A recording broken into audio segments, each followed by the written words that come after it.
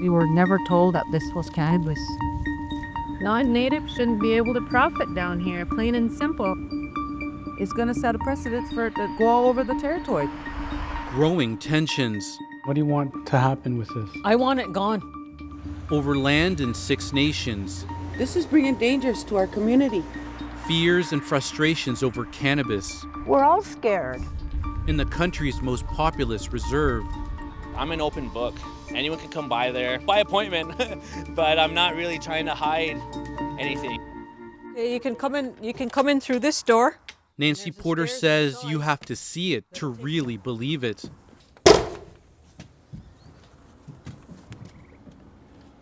And what are we looking at here? A massive cannabis grow up. How it got here, who allowed it to get here, these questions I don't even know if I'll ever get them. For months, she watched dozens of greenhouses go up, row after row, each filling with potted cannabis plants trucked in day after day. This whole thing is bigger than all of us on every scale. Where the money came from, where the people come from, everything. Porter knows these lands intimately. This is the homestead. This is where my mother raised her 10 children. This is where I've always lived.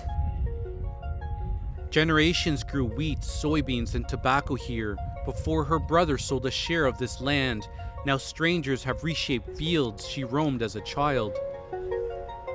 Then you have all these workers all over the property back there, like unknown. They're unknown to us. How could this be that you could put this in everybody's backyard?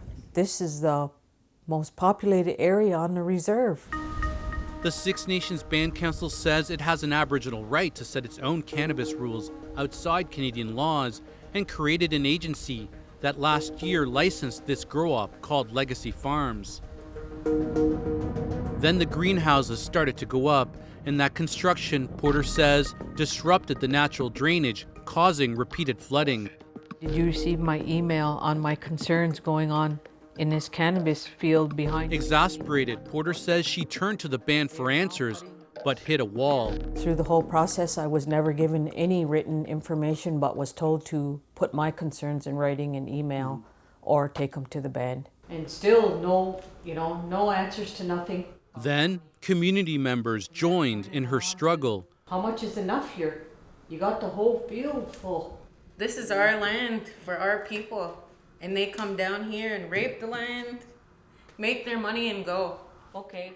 On a recent Friday, they gather here in Porter's garage. How can they be so dumb and careless? Band Council can say whatever they want, but they created this. They wanted it. Grow-ops and weed shops are scattered throughout the territory, but the scale and location of this grow-op is creating worries the cannabis industry is getting out of control. And this brings fear, even to a prominent elder like Jan Longboat. I burned tobacco the other night for some kind of spiritual direction. Longboat says many elders don't feel safe in Six Nations. We don't know what they'll do. We don't know who they are. We don't know where they come from. The Band Council and its Cannabis Commission refused to comment. In a posted statement, the Commission says Legacy Farms has been transparent. The Band Council says it sought legal advice on the issues.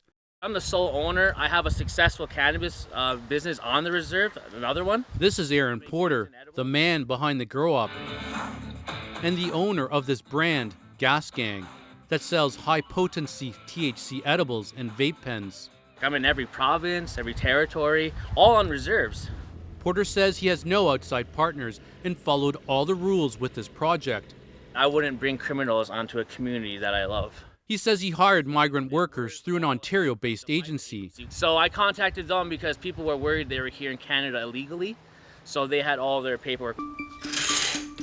But none of this matters to Nancy Porter. She wants it all gone. It's like a pain that won't go away. And she won't rest until that happens. Something's got to give. Until then, she'll continue her watch.